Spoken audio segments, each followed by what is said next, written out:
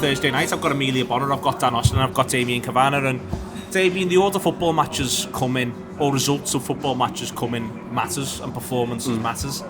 Because if they'd have thrown in what they're throwing against Brentford on Boxing Day, then got what they got against Leicester on the 30th, and then played the way they play against Aston Villa on the 2nd, I'd be looking forward to Wolves. You wouldn't be able to keep me out of that ground. Yeah. As it is, Damian, I don't often need the magic of the FA Cup.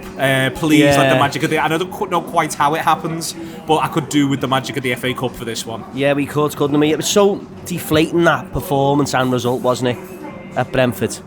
And it was one of those ones where you think, if we don't start well, you can see what's coming. Yeah. And that's what happened. I know we started well enough, but once they got a foothold in the game, it was always going to be difficult. And we let ourselves down, but I don't think enough people have praised Brentford.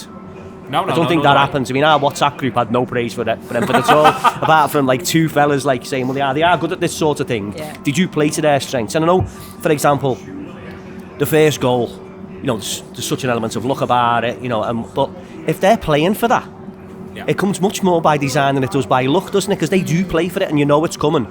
So I certainly would like to give credit to them. And no credit at all to us. We knew exactly what was going to happen. The fans are great. It's not the same, and I don't want to disrespect what Brentford are doing.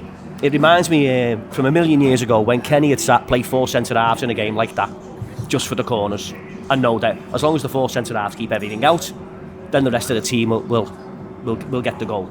But it's not like that. It's not the way we play. And Brentford certainly aren't Wimbledon. Brentford certainly aren't, so I want to be very clear about that. 10 out of 10 to them, and they were up for it, fine margins, and we got what we deserved, which is nothing. So yeah, it was really deflating, but you're quite right, the magic of the FA Cup.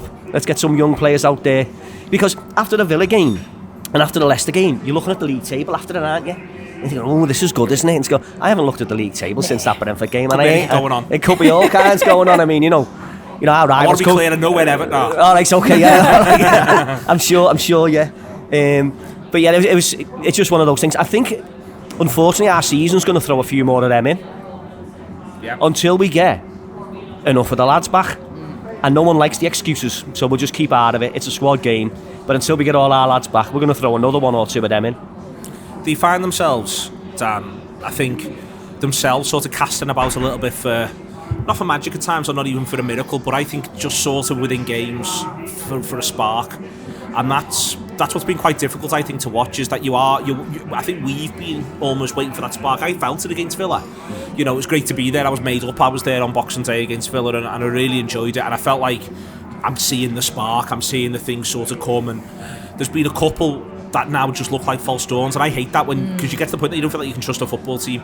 Like, they're going to promise you this one week, but they're going to flatter to deceive the next. And that's, I think they're almost in a like, I'm alright watching quite a rubbish team, and it's obviously amazing watching a really good one, but it's that side that's sort of in the gap between the two that I just find at times just a little bit difficult and a little bit dispiriting.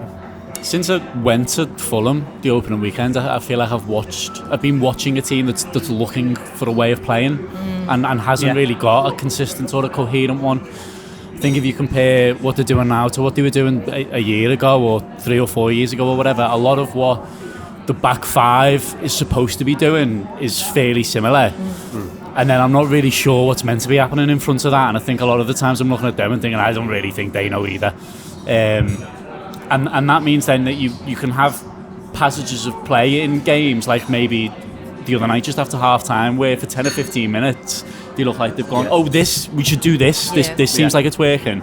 But then maybe someone just gets wise to that, or maybe it doesn't quite work, or they're unable to replicate it or whatever, and they go back to well, I suppose we'll just keep passing it and crossing it and see what happens. And even in some of the games that Liverpool have won and played reasonably in, I think that's what's been happening. I think they've maybe got to a point in a game where they've kind of stumbled on a way of playing that's worked without it necessarily being by design. I think that's partly down to the fact that, certainly in the first portion of the season, they all seemed physically, mentally and emotionally knackered. Yeah.